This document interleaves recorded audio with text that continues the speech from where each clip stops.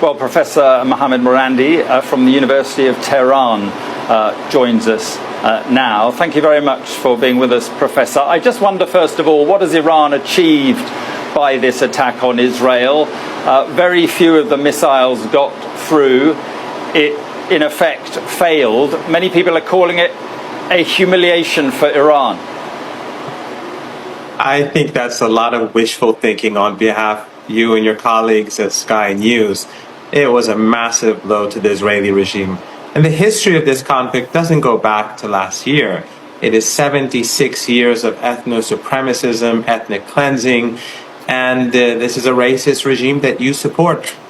What the problem is that you cannot recognize that the difference between you and us is that you support racism and racial hierarchy, and we reject it. And the Israeli regime, if they dare strike back at Iran, we will hit them much harder next time. We will beat them into submission. Well,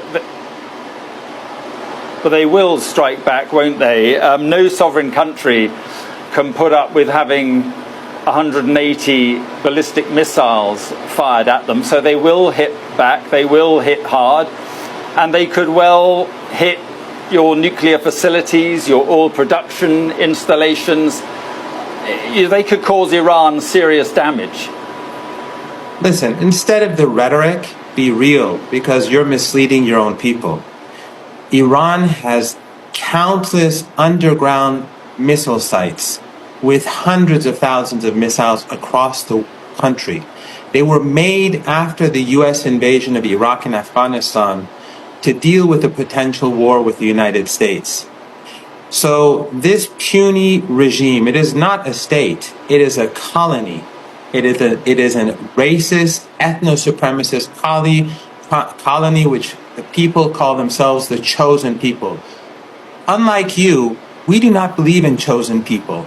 And the Palestinian people on that land who've been displaced and pushed into Gaza and who've been slaughtered regularly over 76 years, we will not stand for that. All people in the whole of Palestine must be equal. The Israeli regime, if they strike Iran, we will hit them much harder next time. And they can pretend that they got away, but we hit them very hard last night. We hit their bases. And unlike the Israeli regime, which constantly carries out slaughter and genocide and is carrying out a Holocaust in Gaza, we struck their military targets. Because unlike you, we actually care about human rights, not you. Professor, let me just say that we're on the verge of an all-out war, or certainly a war between Israel and Iran. It could be a war that Iran loses.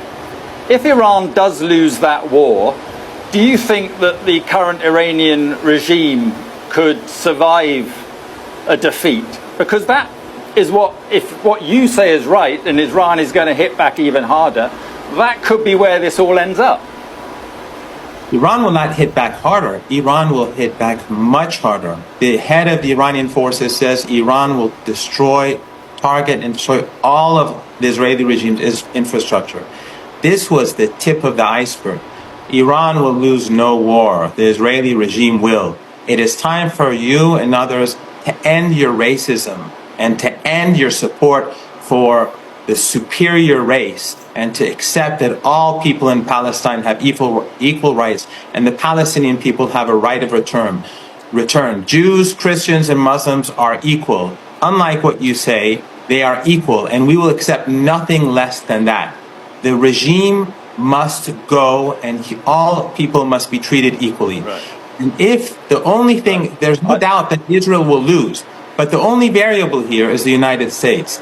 If the United States gets involved, have no doubt, the U.S. will be swept out of Iraq by the Iraqi resistance, and all its assets in the Persian Gulf will be destroyed.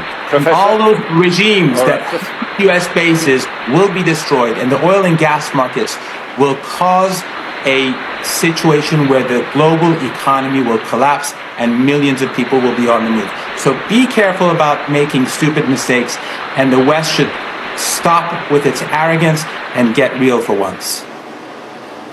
Okay, Professor, thank you very much for being with us. Thank you.